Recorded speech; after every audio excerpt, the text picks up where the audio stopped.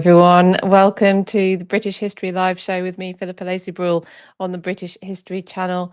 It's the 20th of January 2025. Apparently there's quite a lot of stuff going on in the world today, but we are going to go back to January 1536 because this was a pivotal, significant month in the lives of Henry VIII and his first two wives, Katherine of Aragon and Anne Boleyn. So that's going to be our main topic for this week's show. But as usual as well, I'm going to bring you some history events, which I think you might be interested in hearing about. And I'm also going to give my 3-minute explainer a go. Today we're going to do Motte and Bailey Castles, so let's stick around for that. So thank you to everyone joining me live. I am streaming live on YouTube and Facebook. You may be watching on the catch up or listening back on the podcast, the British History podcast, because you can also do that. And so thank you to you also for joining me. So I hope you are all doing well on this day, and we'll get into our main topic soon. But first, a few bits and bobs from the last fortnight, because obviously this is now every 2 weeks, my show, which helps me prepare, but also there's quite a lot goes on in between times. Now, I've been to Gloucester Cathedral last week, and I was filming in the archives. I have a brilliant episode tour, I suppose, virtual tour to bring you. I have to edit it, so I can't tell you exactly when it's going to be, but soon.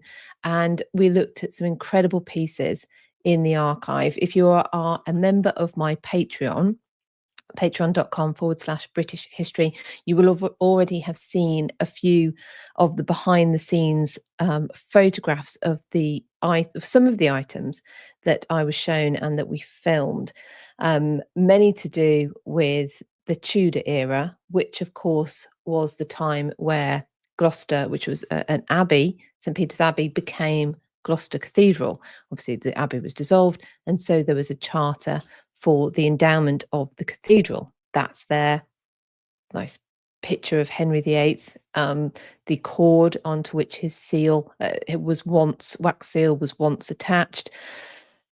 There's all sorts, and I cannot wait to bring you that film. Some people are having trouble with it freezing, so what I'm going to do is I'm going to take down the definition. So I may be a little bit more blurry, but hopefully that will fix anyone's issues if I'm freezing. Okay, so the Gloucester Cathedral. So if you're on my Patreon, or if you're not, why not get down there, patreon.com/British History, and you will see some of the photographs of the behind the scenes. The other place which I was filming in Gloucester that I don't think I've mentioned to anybody yet, actually, is where Henry VIII possibly stayed during his 1535 progress. This is the progress where he took Anne Boleyn also. She was with him. And this is a bit that's off the visitor route. It's not somewhere that people generally get to access, so that will also be in that film. So there you go. So that's a little bit of what I've been doing today on this YouTube channel, British History, and on the British History podcast. My interview with Jonathan Healy. No, tomorrow, actually. I think tomorrow it premieres. Excuse me, we're Monday today. We're only Monday. I was already on Tuesday. So yeah, so the interview I did with Dr. Jonathan Healy about his book, The Blazing World, a new history of revolutionary England. It's all about the 17th century. And it takes you from, his book takes you from the sort of the latter stages of Elizabeth I's reign, and it's and through into James's reign, and then through the civil wars and up to the Glorious Revolution. But it's not your normal history of that period. It is looking at the social aspects. So, you know, what's happening to the population? What are they coming across? What are their issues? So he covers things like the plague, like food shortages, things like this. The work because not everyone was always thinking about these, they hadn't got time to be thinking about who's in charge all the time, or which god, or how they're supposed to be worshipping God and who says what. They were thinking about how to actually feed their families. And a lot of the issues that the population, the for want of a better term, ordinary folk, but sorry, that's what I'm going to use, they were coming across, issues they were coming across are so similar to today. And Jonathan and I talk about that in the interview with him. It's a fascinating interview. Really, really enjoyed speaking to Jonathan. He's very funny as well as being incredibly knowledgeable. So it's a really interesting and enjoyable interview to listen to or to watch if you want to watch it on YouTube. That is available, like I say, on this channel and on the British History podcast at 7 o'clock UK time tomorrow. That's the 21st of January. Members of my Patreon already have access to it. In fact, they have access to an ad-free extended version where Jonathan answers questions which they had the opportunity to put forward.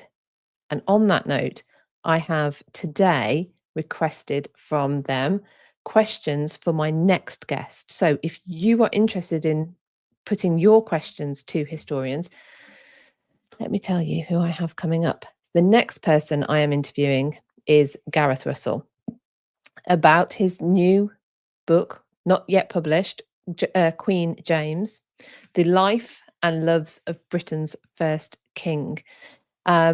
Gareth has written numerous books, and The Palace on Hampton Court Palace was incredibly well received, and he touches on James and his queen and the intrigues and the stories around James's personal life a bit in The Palace. This book allows him to go into in depth. And so if you have any questions for Gareth about James I, about his love and life, his life and loves, then you can go over to my Patreon now, patreon.com/British History, and submit your questions, and I will put those to Gareth.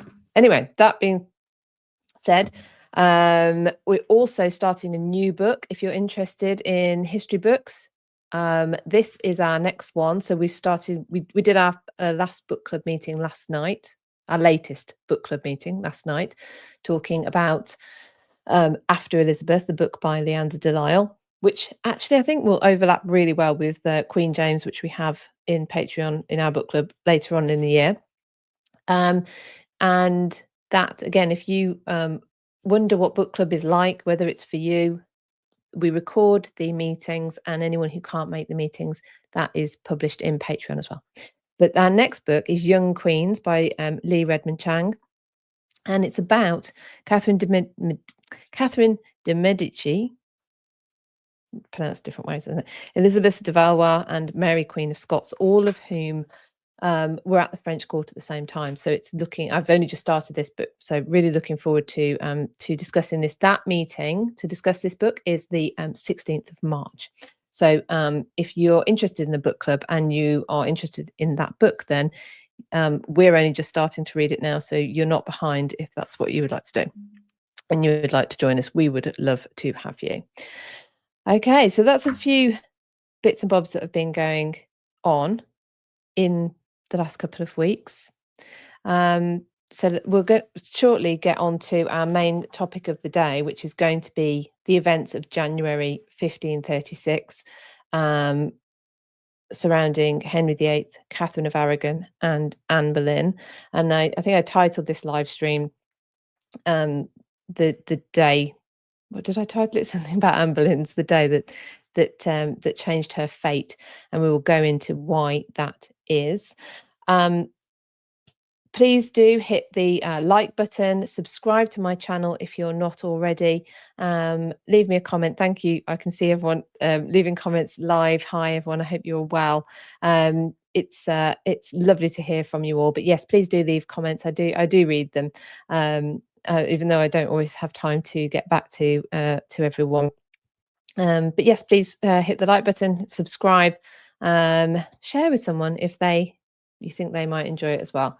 So tonight, well, I've got all night, so relax. let's bed down a bit, and I need a drink. Okay, so let's go for this one. Now, many of you I know who watch my channel are very into your Tudor history, very knowledgeable about your Tudor history.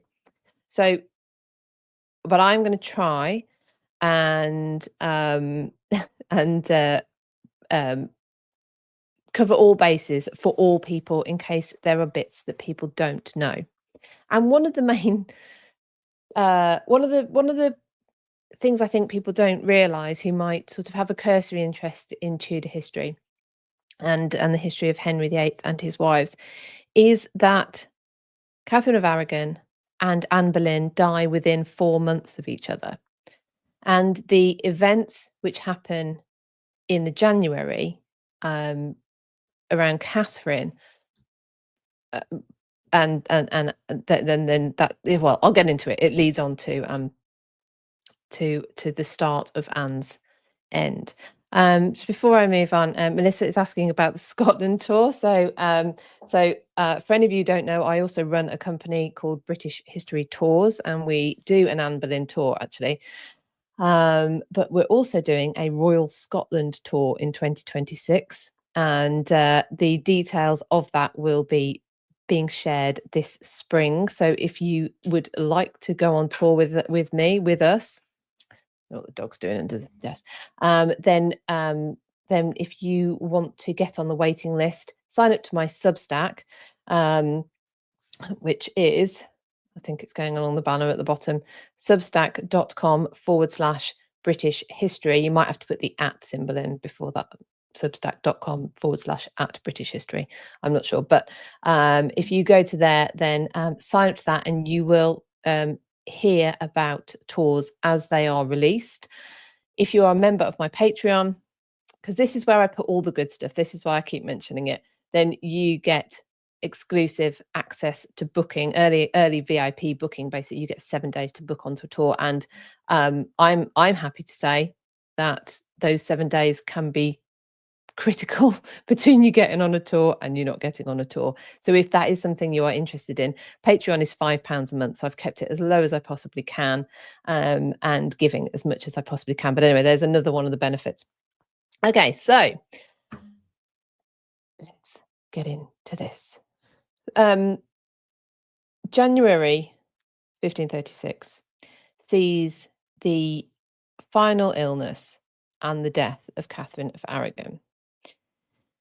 Now, Katherine had not seen Henry VIII, her husband, as far as she was concerned, her husband, since July 1531, when she was banished from court. She was removed from court. She spent time in a series of different households between 1531 and 1536. Not only would she never see her husband again, she would never see their daughter, Mary, again. Mary, who becomes Mary I eventually. And this was their only child, famously, of course. Henry VIII and Katherine of Aragon have one surviving child, the daughter, Mary. They had a son called Henry, but he had only died for a matter. He had only lived for a matter of weeks following his birth, and just devastated the couple. But that was quite early on, and they, of course, figured they would have more children, but they only, despite many pregnancies, Catherine only gave birth to one surviving child, the girl, Mary. So very, very precious to her. And yet, when she was banished from court, Catherine, this is, she was also refused access to her daughter and vice versa. And for a very close mother-daughter relationship, that must have been absolutely heartbreaking. But she was a popular queen. Catherine had been the queen everyone remembered. She'd been queen for around 20 years. And this is also at the time, of course, where Henry is beginning his break with Rome. And so Catherine not only is popular personally, but she is a figurehead for or a beacon for people who don't want this change to their faith, that want to keep the link with Rome. And of course, Henry then sees her as a risk to his authority, and wanted to keep her as isolated as possible from any potential allies of hers, enemies of his, potentially. And that included their own daughter, heartbreakingly. And then in May 1533, Archbishop Thomas Cranmer annuls Catherine and Henry's marriage. The king by that point had already married Anne Boleyn, who was he'd married her in the January, and she had her coronation in the June of 1533, and she gives birth in the September of 1533 to the future Elizabeth I. Now, neither Catherine nor Mary accepted their new positions, their demoted roles, which were effectively Catherine reverting back to being the Dowager Princess of Wales, because Catherine had been married to Henry VIII's elder brother Arthur, Prince of Wales, before she was married to Henry.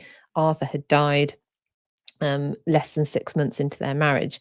And when Henry became king, one of his first solo decisions was to marry Catherine.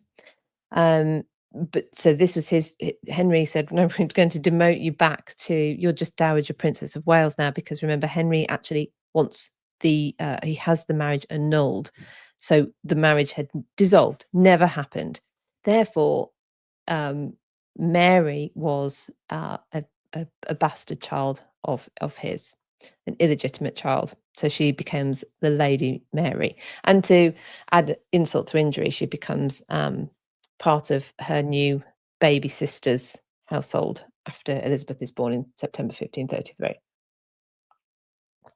Excuse me. Now, in May 1534, Catherine is moved to Kimbolton Castle, and that is where she would eventually die. She never leaves Kimbolton Castle, and she retreats. And when I first started reading about the Tudors and about Catherine, I remember reading about her death and her being confined to sort of 1 or 2 rooms in this castle. But as I understand it now, this was her choice. She retreats, and for all sorts of possible reasons. I imagine she felt very isolated, and that is, I feel, a natural reaction. Now, on the 13th of December 1535, Chapuis, who was the ambassador, imperial ambassador, he writes that Catherine has been ill, but she's recovering and is now well. And he returns to London after visiting her. But on the 29th of December, Catherine's doctor sends a message to Chapuis, who was friends with Catherine as well as being the imperial ambassador. He'd been the ambassador for decades, I think, and alerts. So the doctor alerts Chapuis to the fact that Catherine has had a serious relapse, and he thinks Chapuis should get there because this is nearing the end. And Chapuis seeks immediate permission from Henry to go to Catherine at Kimbolton, which is granted. Mary is not granted a visit to her mother, even though it is suspected that Catherine is on her deathbed.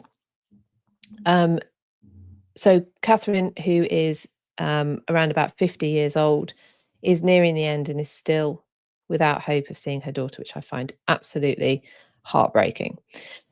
By the time Chapuis arrives, she is very ill.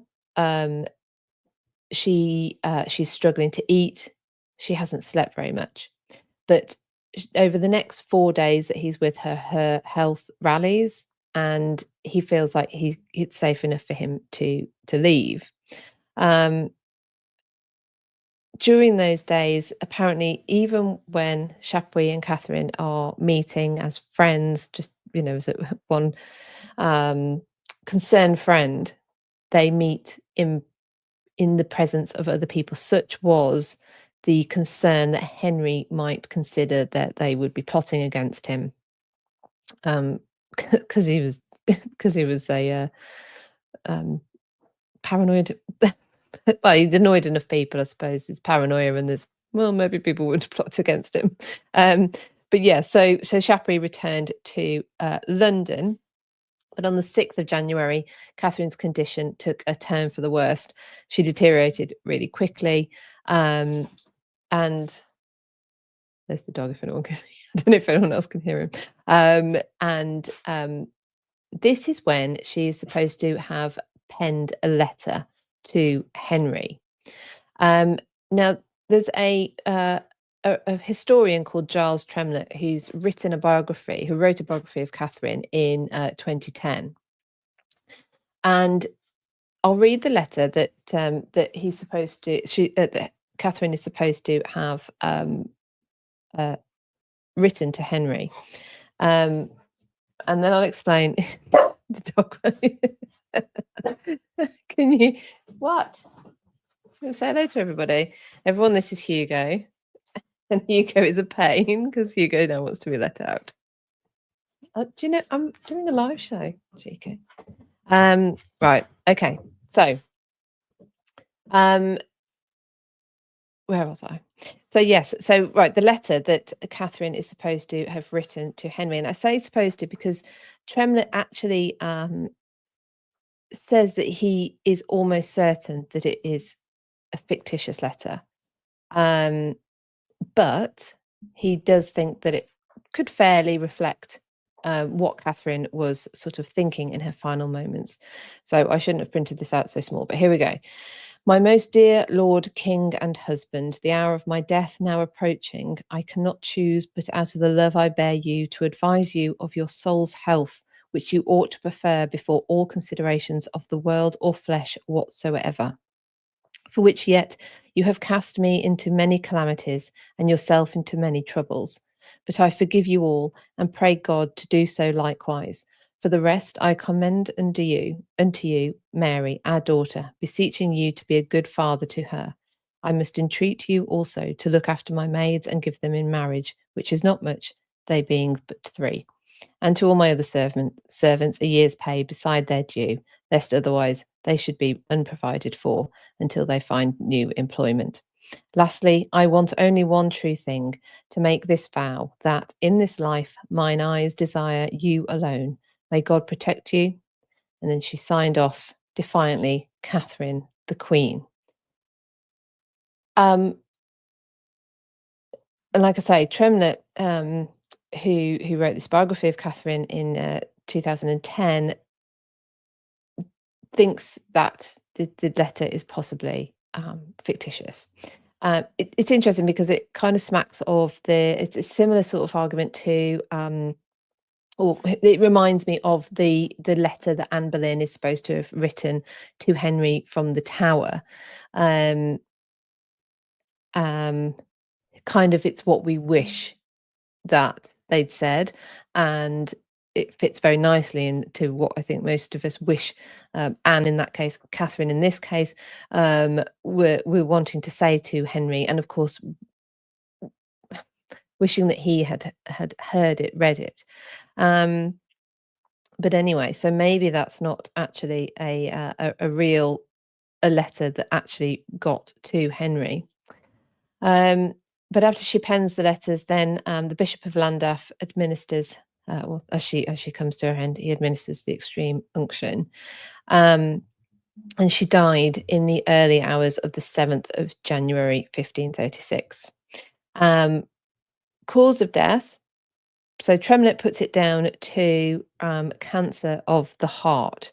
The embalmer apparently reported that when he prepared Catherine's corpse, he found all the internal organs healthy and normal, with the exception of the heart, which was quite black and hideous to look at, and later also said that there was a strange black body attached to it. So Catherine has a lonely and probably painful death at only the age of 50. Are you going to lie down? Because he doesn't like me talking.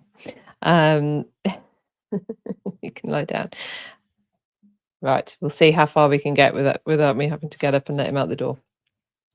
So,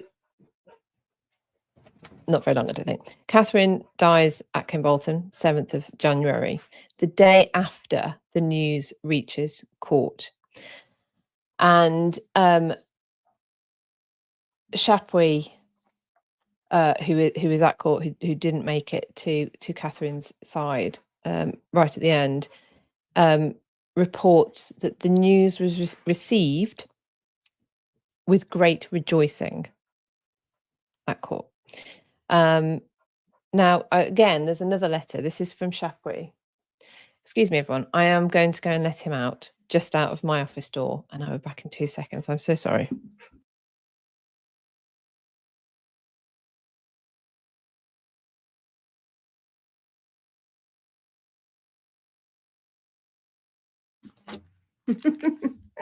That is the last time I let him say that he's going to come and sit with me for the entire time. Okay, so Chapuis reports on the reaction at court to the news of Catherine's death.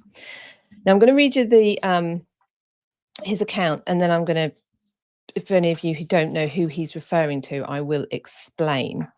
So he says, "You could not conceive the joy that the king and those who favour this concubinage have shown at the death of the good queen, especially the Earl of Wiltshire and his son, who said it was a pity the princess did not keep company with her. The king, on the Saturday he heard the news, exclaimed, God be praised that we are free from all suspicion of war, and that the time had come that he could imagine, he would manage the French better than he had done hitherto, because they would do now whatever he wanted, from a fear lest he should ally himself again with your majesty," talking about the King of Spain, "seeing that the cause which disturbed your friendship was gone." On the following day, the Sunday, the king was clad all over in yellow from top to toe, except the white feather he had in his bonnet, and the little bastard was conducted to mass with trumpets and other great triumphs. After dinner, the king entered the room in which the ladies danced, and there did several things like one transported with joy. At last he sent his little bastard, and carrying her in his arms, sent for his little bastard, and carrying her in his arms, he showed her first to one and then to another. He has done the like on other days since, and has run some courses, the jousting at Greenwich. So in this, he's talking about, so when he first starts it, when he says, you cannot conceive the joy that the king and those who favour the concubinage have shown. There, he's talking about those who favour the marriage to Anne Boleyn. He refers to Anne as the concubine, as in not the true wife. So that's who he's talking about there. And when he talks about the Earl of Wiltshire and his son, that is Anne Boleyn's father and her brother, who said it was a pity the princess did not keep company with her.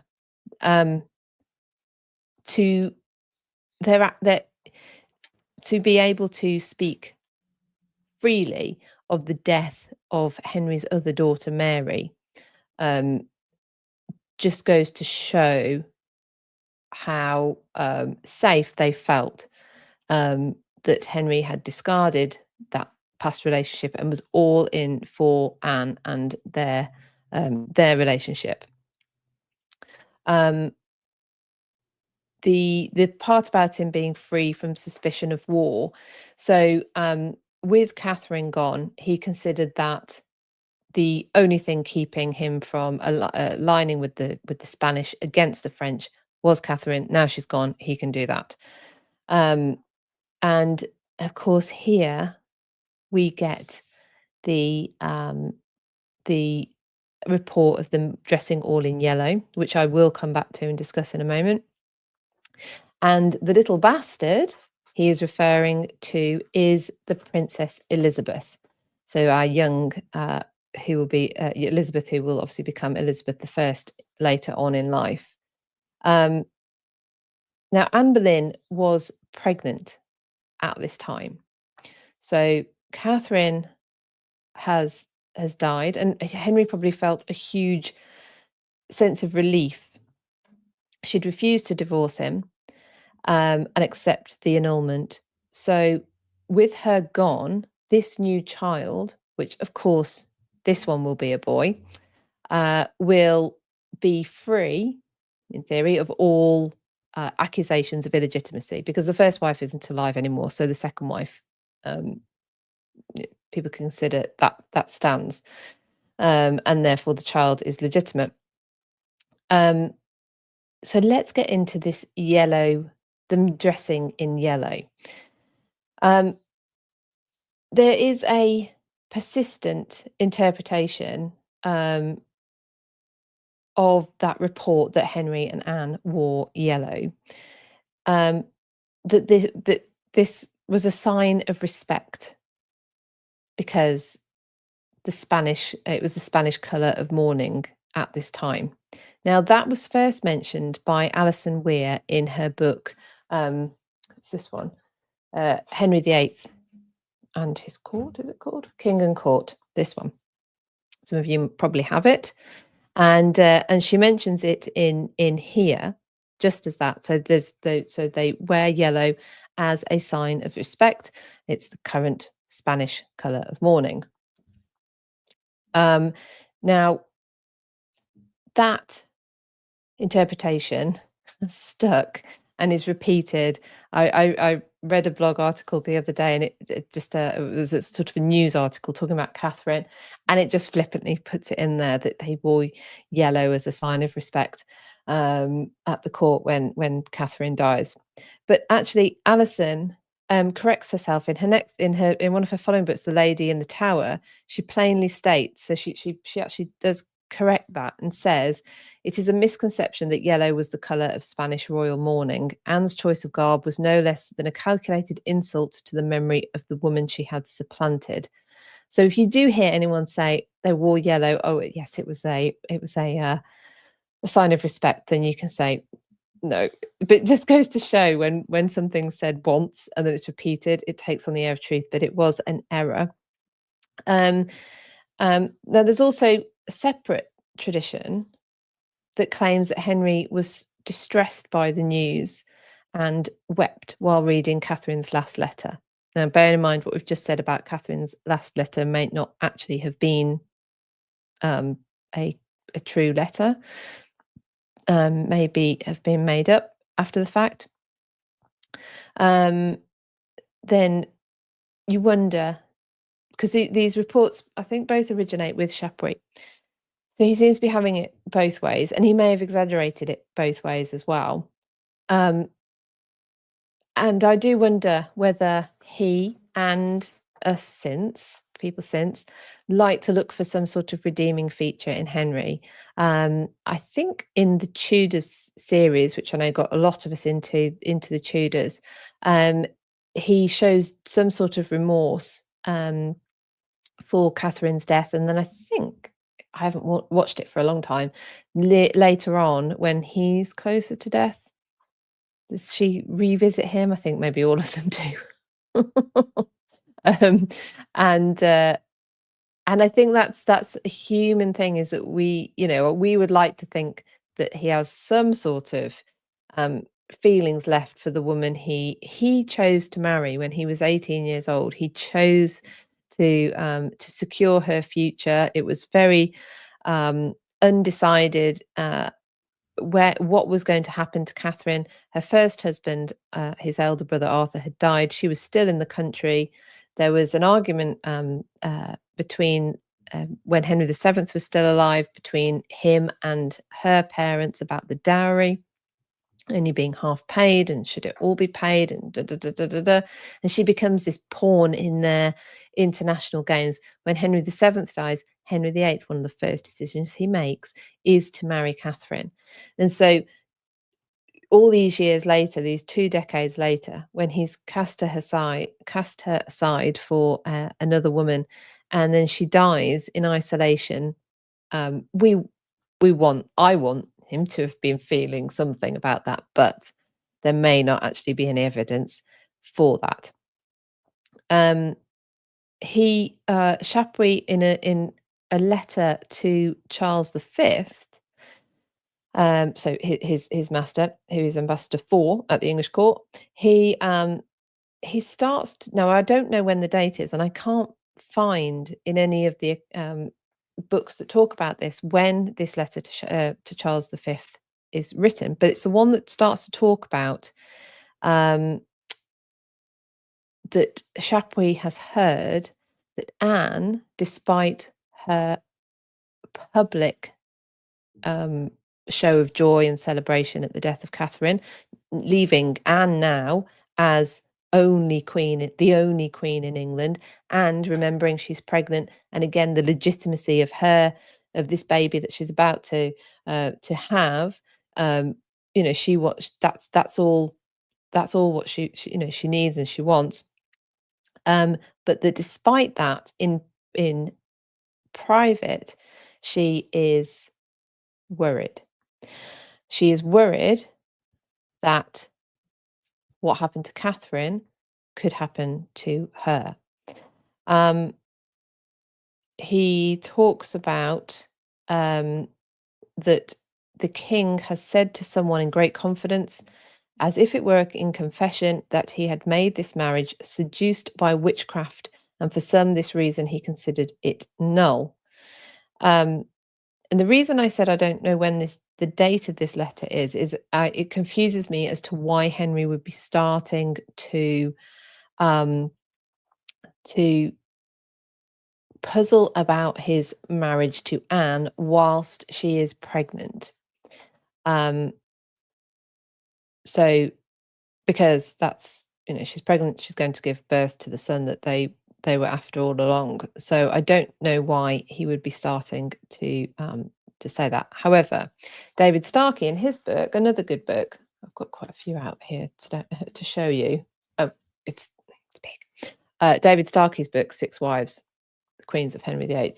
He talks about how Anne realizes that with the death of Catherine, actually her position is less secure than it was before, because while Catherine is still alive, Henry can't get rid of Anne because he would have two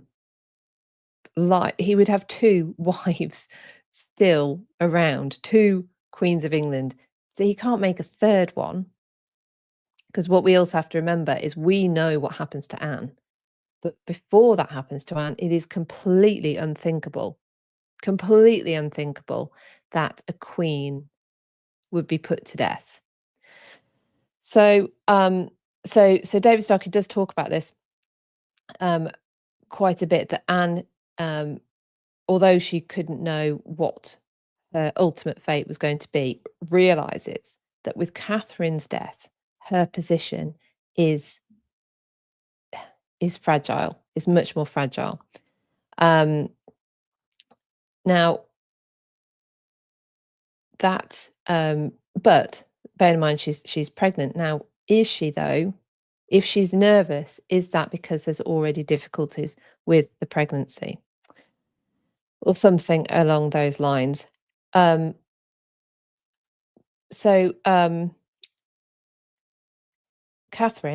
she dies at Kimbolton, and she is buried at Peterborough Abbey, which is now Peterborough Cathedral.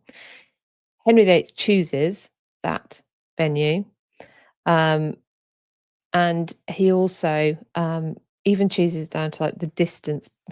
Well, it's consulted as to where in the abbey Catherine will be buried. She does have a state funeral. There's a state procession, but she is buried as the Dowager Princess of Wales. So Katherine of Aragon is buried as the Dowager Princess of Wales.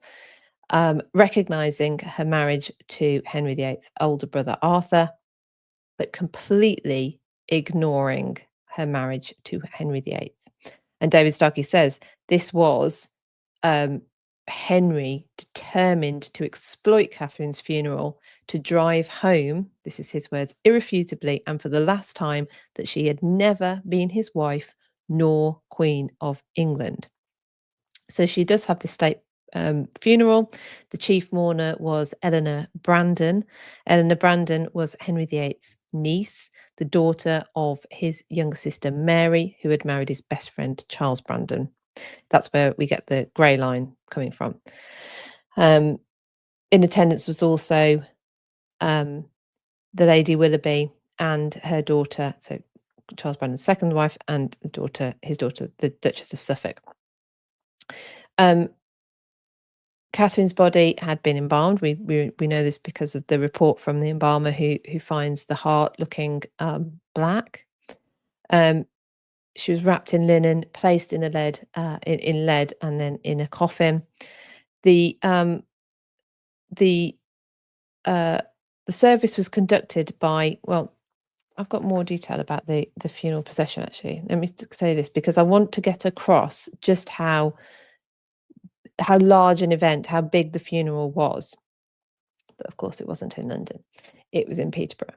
And the body was drawn on a wagon, they called it, but pulled by 6 horses, all covered in black cloth to the ground. The wagon itself was covered with black velvet with a great silver cross with on it.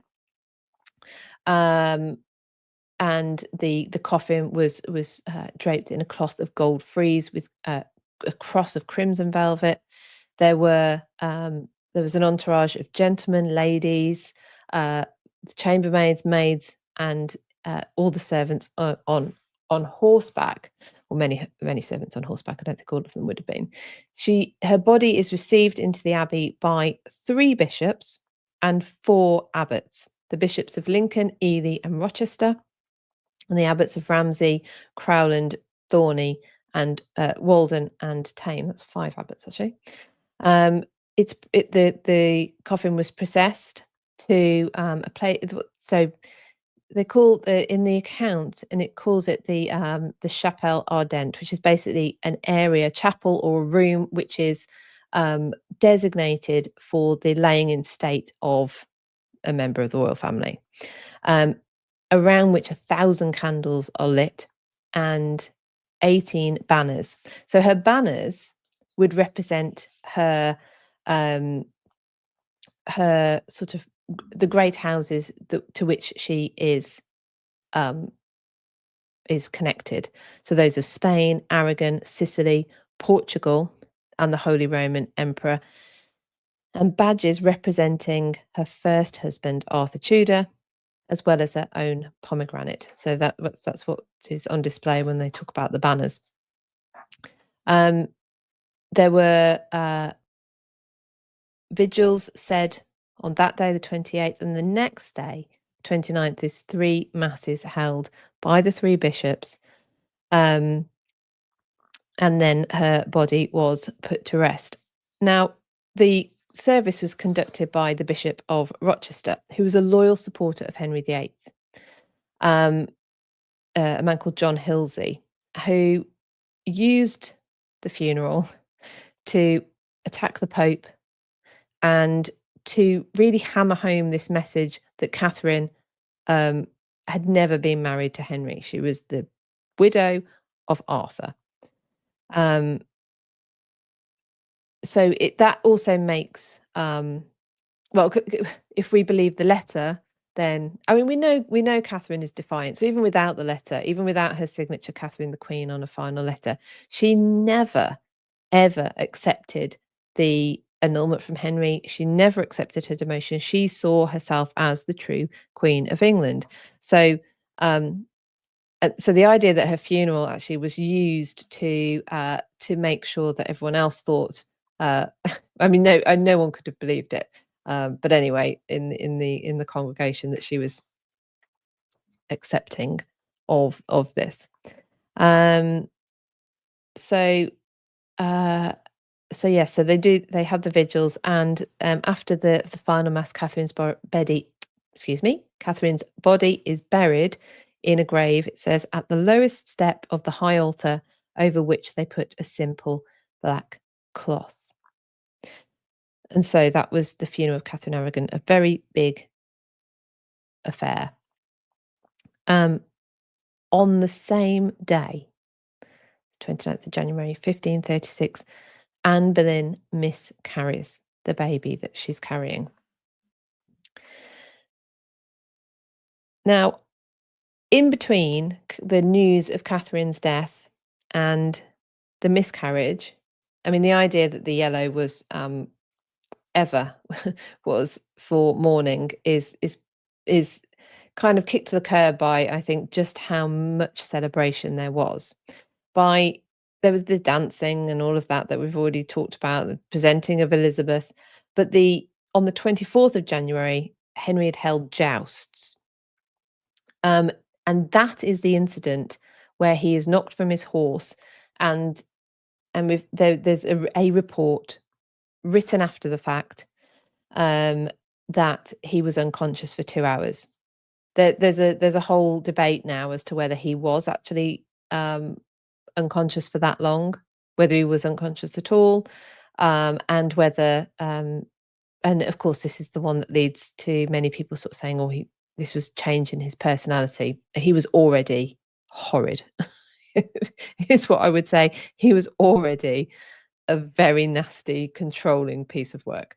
But anyway, I'm sure it didn't do him and his mental I'll say mental health, but his mental I don't know. I was going to say his capacity, but no, neither of those things are what I'm trying to get at. He was still nasty, and he was nasty before. However, now he's in a lot of pain, and anyone who's lived with chronic pain will know it gives you very little room for anything else. But anyway, so he'd taken part in these jousts on the 24th of January, fallen from his horse, and there had been some concern over his health. So 5 days after the accident is Catherine's burial, and Anne Boleyn miscarries. Now, the reports that Chapuis puts through to sends to Charles V is that she miscarried of a boy of around 15 weeks. And now Anne blames two things for the miscarriage: the shock of hearing about Henry's fall, which the news had been delivered to her by her uncle, the Duke of Norfolk, who they didn't like each other. But also that she was suffering a broken heart after hearing that he was loving another woman. Henry has no sympathy for Anne. He's self-pitying. He says, "I see that God will not give me male children." And he doesn't appreciate Anne talking about the fact that he is already paying attention to another woman. And this is around, I think it's this time that we're starting to hear, which makes more sense, the reports from Chapuis that he's hearing that he's hearing that Henry thinks or is saying that he was tricked into the marriage through witchcraft. Although in Eric Ives' book, he goes into another one to show you. In Eric Ives' book, he goes into that in more detail about actually the reports, the words that are used could have meant sort of more. He was beguiled by her, so as opposed to sort of spells.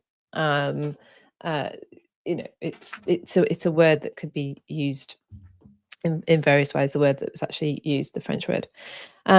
So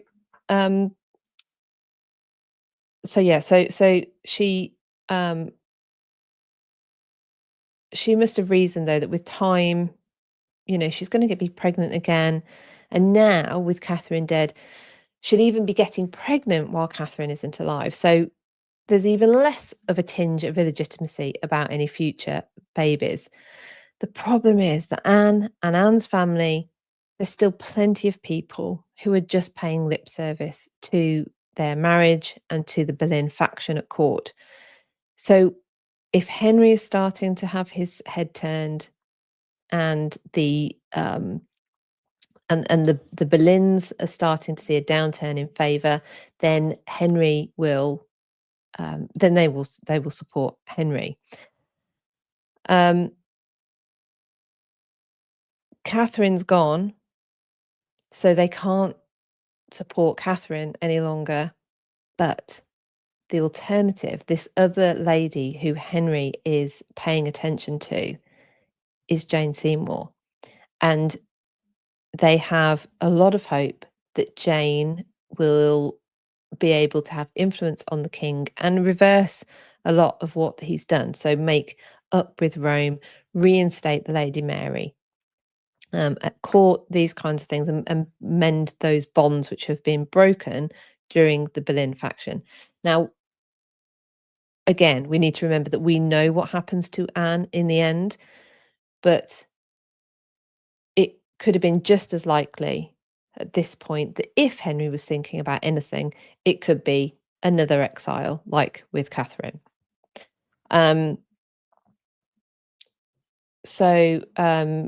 What else have we got? Chapuis reports that in February 1536, Henry had little to do with Anne for 3 months. But however, Chapuis' reports kind of contradict each other, because when they're celebrating, they're very together, which was only the month before, February 1536. January 1536, they're celebrating. So Chapuis, because we have to remember, of course, he really doesn't like Anne. Of course, he calls her the concubine. He calls Elizabeth the little bastard. You know, we can tell where his loyalties are very, very definitely lying. And it's Eric Ives actually who says about this that Chapuis is contradicting himself in his dispatches. Either way, the facts are Anne has miscarried, and there's plenty of opposition to her, and Henry is paying attention to Jane Seymour. Anne has set the precedent. A queen can be replaced, and Jane, whether for someone else or how much she has to do with it herself, is playing the same game. Now we can cover it at another time, but I don't buy into the idea that Jane is a meek, mild pawn. I think she's actually a lot more savvy and active, and has some more autonomy in this than some interpretations of her would suggest. So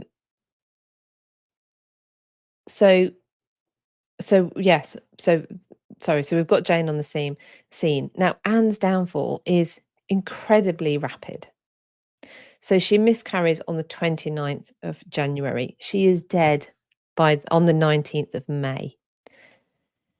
And she is imprisoned from the beginning of May, 2nd of May, in the Tower. Now, I've covered the events of her downfall in chronological order in a series on YouTube. I think there's 4 separate episodes at the moment. I am also going to put them together into one, because I hear that people quite like to just have something on in the background, have some longer shows on. So I'm going to do that and put the Downfall of Anne series into one continuous episode as well. But it is hard to imagine, however, that the same fate would have befallen on Anne if her pregnancy had continued, and it certainly would never have happened if the pregnancy had been a full-term healthy boy. So yeah. So I'll cover that, haven't I? Now back to Catherine, because I'll have to cover the downfall of Anne another time. But it's not that it's the start of her downfall, but certainly if she hadn't have miscarried, it wouldn't have. What happens to her next wouldn't have been able to happen. Most certainly not if it had been a boy. Now you can still go and visit Catherine's tomb. I actually have a picture of it that I took during our Rise of the Tudors tour. Because the stained glass, look, the sun was coming through the stained glass, so I got a nice picture. This is the tomb of Katherine of Aragon at Peterborough Cathedral, which you can still visit. Now, this is a not the original one, unfortunately. That was vandalised during the English Civil War period. Cromwell's troops completely decimated it. They decimated a lot of tombs in Peterborough Cathedral. And this is a replacement memorial slab, which was paid for by a public subscription, but it was actually an appeal to all Catherines of England to each put a penny in to a fund to pay for the new slab. And it was organised by Catherine Clayton, who was a suffragette and the wife at the time of the Bishop of Peterborough. So that's quite a nice story. And later Queen Mary, who's consort to George V, arranged for Katherine of Aragon to have her markers and the Queen title put on her on the railings. And that now reads, if you might be able to see it, it reads Catherine, Queen of England. So, but as we know, her original tomb would not have said that, but her tomb now does. And so you can go and visit Catherine. Now, there's my videos about which just goes through the chronology of Anne's downfall, but also if you want an in-depth look at Anne's downfall from historians like Kate McCaffrey, James Clark, Tracy Borman and Gareth Russell.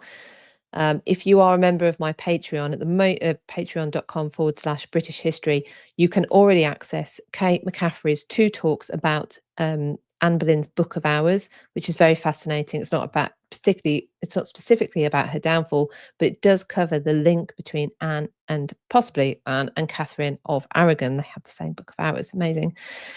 Not the exact same book, the same run. James talks about Anne's religion and how the Reformation was actually down to Henry, because a lot of it happened way after Anne, and also Anne's involvement in it and Anne's attitude towards it is far more complex and cautious than we are often led to believe. And Gareth's talk that's available at the moment is introducing the life of Anne Boleyn. In February, I will be releasing The Rise of Anne Boleyn, looking at her life from Hever Castle through to Hampton Court.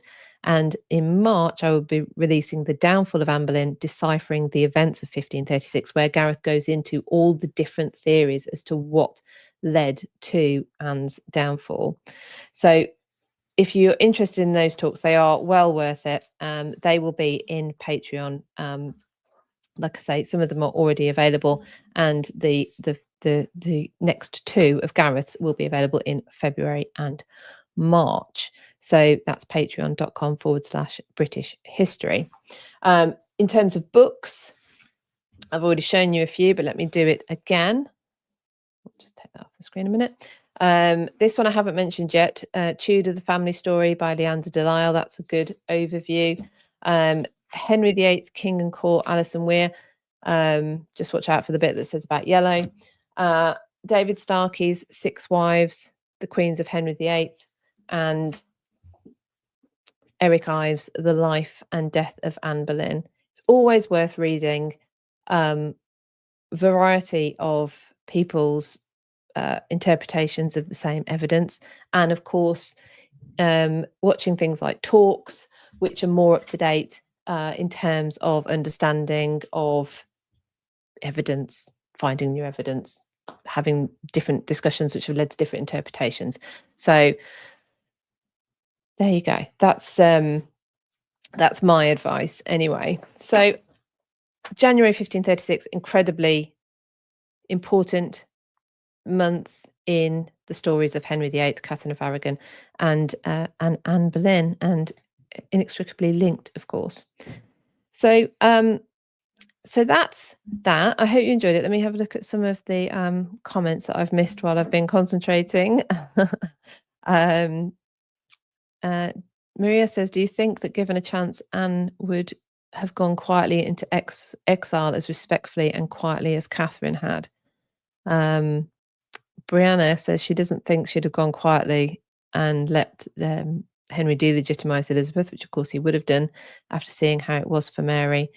I think, well, of course, it's the realms of whatifery, but I think it depends on when in the series events you're I think it probably changed over the series of events. I think by the time Anne is facing trial and then actually is condemned to death, I think she is expecting a commutation of that sentence to something like an exile. And I think at that point she would have taken it, because at that point it's a matter of being around and alive for her daughter, who may well be delegitimized. But Mary was treated badly. She was treated badly, but because she didn't accept her delegitimization. I mean, you could say, why should she? But she wasn't turned out on the street. You know, she still had things. She wasn't treated very well, but she still had things. Elizabeth would still have had things. So she so yeah, I think it depends on where in the chronology of Anne's final few months, as to whether she would have gone quietly to maybe to a nunnery or exile of some sort or not. And I think probably towards the end she probably would have done, yeah. Yes, because Katie's just brought up, I wonder if that was what Cranmer, was trying to get her to agree to on his mysterious visit to the Tower on the 16th of May. And so Cranmer goes to the Tower of London to try and get Anne to agree to an annulment. And we don't know what was said, but there's the suspicion that that she that Cranmer had, sorry, she agreed to the annulment, and that he must have promised her something, and possibly was along the lines of, you will get to go quietly off to a nunnery, just accept your fate. But that obviously didn't happen. Laurie says, thanks for the overview. Laurie knows as much, if not more, about all of this than I do, so thank you very much. That's really sweet. I just think it's well worth a reminder that these women, these first two wives, actually die in such close time to each other. 7th of January, Katherine of Aragon dies. 19th of May, Anne Boleyn is executed at Tower of London. So that quickly, Henry is without his first two wives, and incredibly quickly onto the third one, which goes to my point about Jane Seymour. I'm not quite sure she was so innocent and everything. But anyway, that's my take on it. Okay, so history in the news. I've just got one thing I wanted to mention, and so I will bring you stories that are in the news. I'm just bringing it up on my laptop, or travel. So anything that I think affects, anything that of interest that affects your travel, history travel more specifically, probably, or history in the news. I just want, now I know many of you will know this, but I just want to remind you, because this is now in for everybody traveling to the UK who is not a British passport holder will now need an electronic authorization, travel authorization, excuse me, electronic travel authorization. So shortened to ETA. You apply for this ETA and you must do it before you travel. This is your permission to even board. So as far as I understand it, you may actually be refused boarding onto your plane to come to the UK if you haven't got this already in place. You can apply through gov.uk. It costs £10. I've read already that they're already thinking of putting it up to 16, which is fairly annoying. But once you have your ETA in place, then it is in place for, I think it's for 2 years. Yeah, it's for 2 years. So as many trips as you're going to do in 2 years. You can do it relatively quickly. I know that a few of you who are watching now have already done it. Top tip from Laurie was to make sure there's no glare on the picture of your passport when you take the picture, and that will speed up the process. Okay. So that I just wanted to remind everybody of. If you see any history stories that you would like me to cover, then please do let me know. You can do that if you are a member of my Patreon, or if you have signed up to my Substack. And if you pay for my Substack, you will find that you can comment underneath my Substack, and that is where you can give me suggestions. In Patreon, you can use the private chat to contact me. And you can also... So let's give this a go. Oh, so I'm going to do my 3-minute explainer in a minute, and then we're going to come on to what I asked AI to do for me this week. Now, last week we did this, and I showed you fires on the Thames, Whitehall Palace with a very odd thing going on in front of it. And was there another one? Anyway, I can't remember. But this week I asked it to show me Henry VIII eating. I mean, I don't think it would have been a nice sight in real life, but you wait till you see what AI gave me. I asked it to show me William the Conqueror, the Battle of Hastings, William the Conqueror landing, or his army ready, and jousting. I'm leaving the best till last. I will show you the jousting. It's incredible. We don't have anything to worry about. Okay. But first, I'm going to do my 3-minute explainer. So I'm kind of going to time it, kind of not. You can time me if you like. We'll see how it goes. Now, this was suggested by Laurie. Again, if you want to get me to explain something in 3 minutes, or have a go explaining something in 3 minutes, obviously history related, then you can again do your suggestions same way as if you want to send me history news. So in Patreon, you can go to the chat in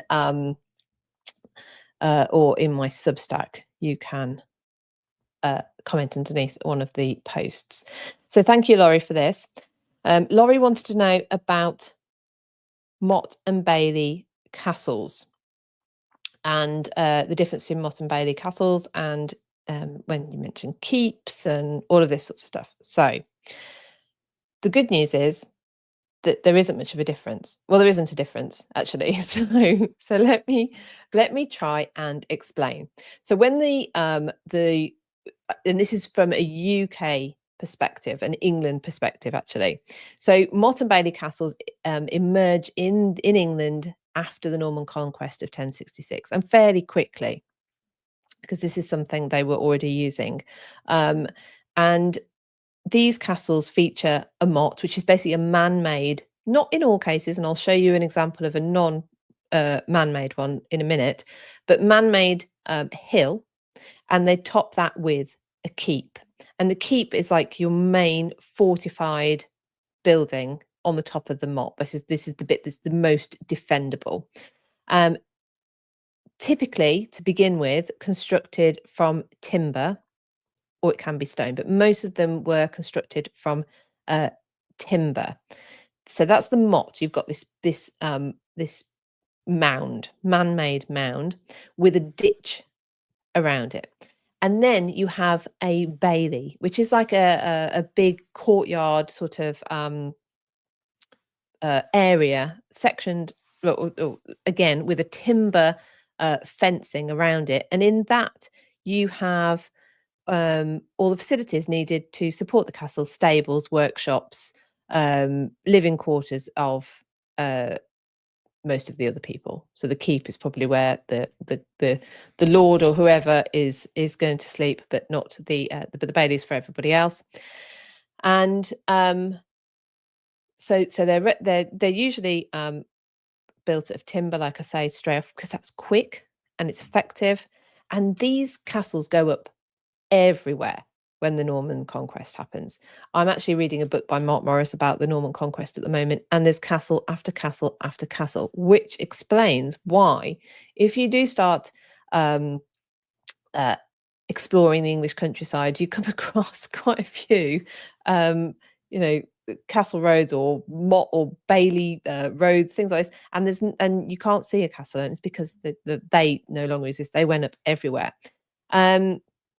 So they were often then the timber structures replaced by stone. The term motte and bailey apparently is a relatively modern one. They were the Latin term that the medieval sources used to refer to these sorts of castles was castellum. You normally had one motte and one bailey, but you have got instances, and I'm going to show you one, where you have double baileys. So this might help me actually to explain. This is Windsor Castle, and in the middle we have the round keep, which everyone is probably very familiar with. That is actually on top. You can't tell quite from this photo, but that is actually on top of a man-made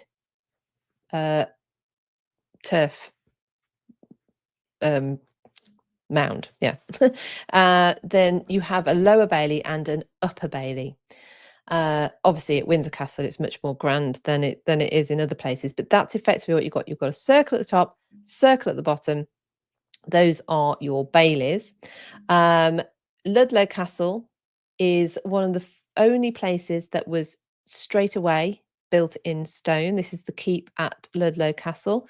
It was built in 1075, so just 9 years after the conquest, and it was built, like I say, immediately in stone. And with Ludlow, I said most were built on top of a mound. Actually, Ludlow, they just sited it at the highest point, and they still built dug a channel around it, and then you have the outer bailey. And this is a kind of nondescript, mound in York. This is in York, and it is on a road called Bailey Hill Road, I think it was called. It's called Bailey Hill, York, and this is York's lost castle. This is a motte from where there would have been a castle, but there is nothing remaining of the castle. So, Laurie, I hope that did in some way explain Motte and Bailey Castle. So there's the keep is the fortified sort of the strongest part of the whole complex, but it sits on top of the motte, so it's all part and parcel of the same thing.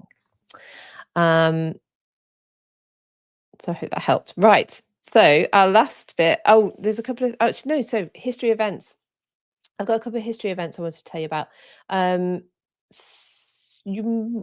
This one is finishing soon, so I wanted to tell you about it. Let me just answer question. Maria says, did the man-made ones not run the risk of receding over time? Well, you'd have thought so, but actually, if we look at this York one, it's doing fine. They must have been I think they basically knew what they were doing. They seem to have known what they were doing. Okay, so history event wise, there is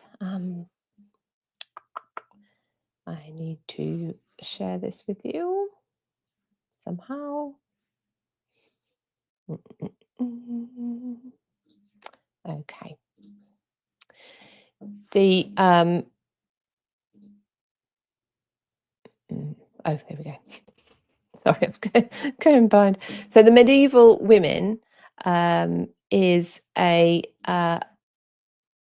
you might have seen that quite a few people have been to this already, but it's only going on till March the 2nd,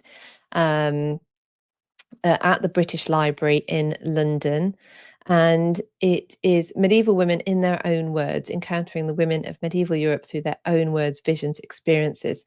It looks like an incredible exhibition, over 140 items, including the Book of the Queen, the first professional women a book by a woman in Europe. Julian of Norwich's Revelations of Divine Love. Goodness me, let's get my words out.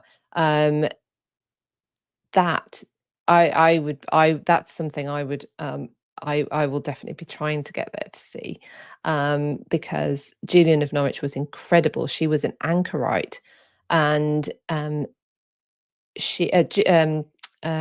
Ramirez has got a brilliant book about Julian of Norwich. She was incredible, and she's the one that we get the saying, oh, this isn't exactly how it goes, but all will be well, and all things shall be well, something like that, which the Queen, the late Queen, had on a stained glass window in Windsor. So yes, so that's only running till the 2nd of March. So if you're in London, then get down to the British Library and see that. I am also going to, of course, just remind you that the Wars of the Roses online history festival is on at the end of March. We have these 6 wonderful speakers: Julian Humphreys, Elizabeth Norton, Gareth Russell, Matt Lewis, Nathan Armin, and Ewan Rogers, all speaking. And there is a live Q&A session as well on the 23rd of March. And then there's a just for fun quiz that we're going to close with as well. The tickets are £21.50, so whatever that equates to where you are, and that includes all of the talks, which, if you can't make them live, don't worry, they will be available to you until the 31st of May. You also get put into a free prize draw, so you may actually win your ticket refunded. We've got 2 ticket refunds to give and 2 Amazon gift vouchers worth £15 or $15. So you can get your tickets for the Wars of the Roses online history festival from eventbrite.co.uk/Wars of the Roses. So I hope you do that, because that will be, I think that's going to be a really, really fun event. Now, the AI, we'll finish with the AI. Amazing. Amazing. So if you're concerned about the rise of AI, let me just help you out for a minute. So this one, I think this one's the first one. Here we go. I asked AI for William the Conqueror at the Battle of Hastings. Let me just go back a minute. Stop. Okay. I don't really know what this guy in the middle is doing. He's got his thumb up his helmet. They're just sort of milling about. Don't know what they're doing. So then I asked it for Henry VIII eating. I'm going to let you watch it. And then I'm going to repeat it, because what is going on with his left hand?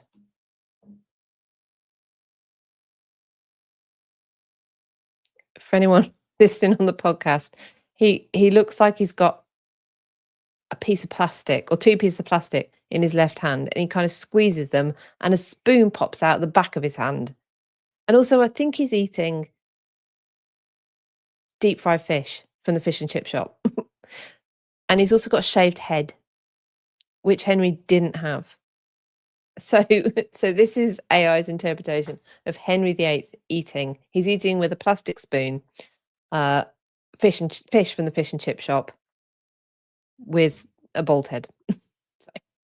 Now, my favourite. I asked for jousting because we discussed earlier Henry VIII, 24th of Jan, has his jousting to celebrate the death of Catherine. Nice man. And anyway, so I thought I'd ask AI to do me a little jousting video. I mean, to be fair, by this point, I wasn't expecting much, so I didn't spend a lot of time on it, but check this out. I'm just going to leave it there for a minute. Please let me play you that again. I didn't actually just ask for jousting. I asked for medieval jousting. I asked for jousting in medieval times. On the right-hand side, there is a guy with with a camera, and these are jousting in an arena with people in modern day clothing. And then let's just watch the horses. They bounce. They have hardly any legs. They're sort of prancing. And then this guy, he hasn't even got a horse. He hasn't even got a horse. He's just bouncing around. And then they've not got lances. They haven't even got hockey, like polo sticks. They've got long white pot, like they almost look like elongated number 9 golf clubs. But yeah, so anyone worried about AI, just give the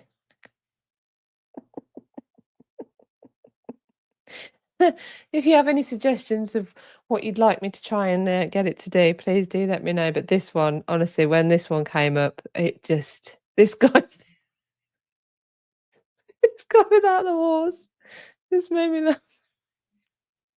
It's like he's still trying to join in, even though he's lost his horse.